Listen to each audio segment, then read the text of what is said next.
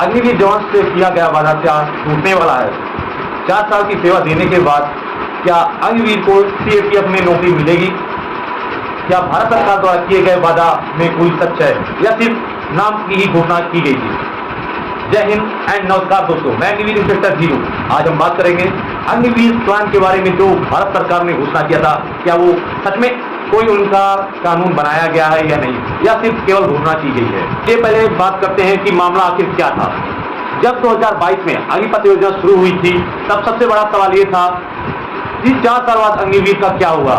आखिर 4 साल बाद वो भारत में सेवा देने के बाद वो कहाँ जाएंगे, उनके लिए क्या योजना बनाई गई है। तब सरकार ने कहा था कि उन पूर्व अग्निवीरों को CAPF, BSF, CISF, CRPF, ITBP, SSB और अन्य सेवाओं में सबसे पहले प्राथमिकता दी जाएगी। अब 2026 में पहले बैच में अग्निवीर सेवा पूरी करने वाले हैं, इसलिए यह मुद्दा बहुत ही चर्चा में चल रहा है। क्या कोई कानून व्यवस्था बनाई गई थी या सिर्फ नाम का घोषणा किया गया था? हाँ, ये केवल मौखिक घोषणा नहीं हुई थी। गृह मंत्रालय ने कई भर्ती नियमों में संशोधन किया है, जिसमें सबसे बड़ा कदम बीएसएफ भर्ती नियमों में बदला है, जिसके तहत कांस्टेबल भर्ती की 50% रिक्तियां पूर्व अग्निवीर के लिए आरक्षित है करने का प्रावधान किया गया है। साथ ही आयु सीमा में छूट देने का भी प्रावधान किया गया है। इसके अलावा सीएपीएफ की ग्रुप सी भर्तियों में भी पूर्व अग्निवीरों के लिए आरक्षण की घोषणा की गई है।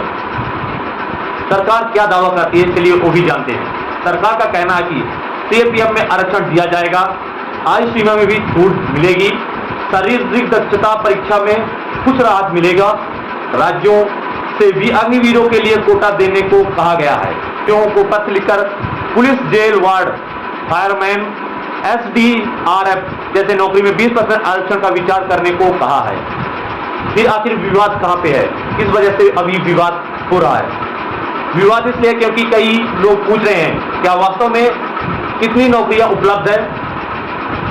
हर साल बड़ी संख्या में अग्निवीर सेवा पूरी करके अपने घर लौट रहे हैं कि केवल घोषणा पर्याप्त नहीं है, बल्कि भर्ती प्रक्रिया, रिक्तियां और वास्तविक नियुक्तियों की उतनी महत्वपूर्ण है। अभी यह देखना बाकी है कि आने वाले वर्षों में प्रावधानों का कितना प्रभावी क्रियान्वय हो रहा है, क्या इम्प्लीमेंट हो रहा है या नहीं हो पा रहा है।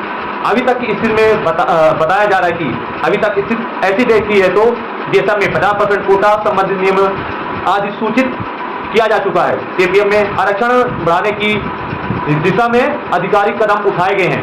कई राज्य सरकार ने भी पुलिस और अन्य सेवाओं में आरक्षण राहत की घोषणा कर दी है। इसलिए कहना गलत है कि केवल राजनीतिक घोषणा है, यहाँ पे कहना बिल्कुल भी गलत है, ठीक है। लेकिन यह भी कहना जल्दबाजी होगा कि सभी वादे पूरी तरह सफल हो चुके हैं, क्योंकि असली परीक्षा तब शुरू होगी जब पहले और दूसरे बैच के अग्निवीर यहाँ से अपनी सेवा 4 साल देने के बाद घर जाएंगे।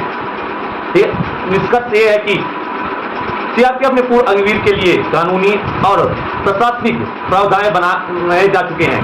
ये सब में 50% आरक्षण का नियम भी अधिसूचित हो चुका है।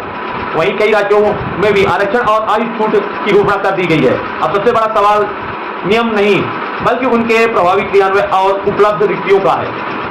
यानी वादा सिर्फ घोषणा तक सीमित नहीं इसका, लेकिन इसकी असली सफलता आने वाले भर्ती चक्रों में तय होगी। तब पता चलेगा कि जब अग्निवीर का फर्स्ट बैच आउट होगा और तब भर्ती की क्या वैकेंसियां हैं या छूट मिल रही 50% या उनको प्राथमिकता दी जा रही है, उसके बाद ही पता चलेगा। बाकी भी हम कुछ कह नहीं सकते क्योंकि भारत सरकार के कुछ घोषणाओं अभी क्या इम्प्लीमेंट हुए नहीं है, जिसकी वजह से हम उसमें पूरा कुछ नहीं कह सकते। जब पहले बैच अपने घर जाएंगे हम सेवा देने के बाद, उसके बाद ही कुछ पता चलेगा। अगर आपको इस वीडियो में कुछ भी डाउट हो तो प्लीज कमेंट करके अपना क्वेश्चन पूछ सकते हैं, हम उसका सलूशन देने की जरूर पूरी कोशिश करेंगे। जो इस वीडियो को पहली बार देख रहे हैं उस लाइक करें और चैनल को सब्सक्राइब जरूर करें। जय हिंद।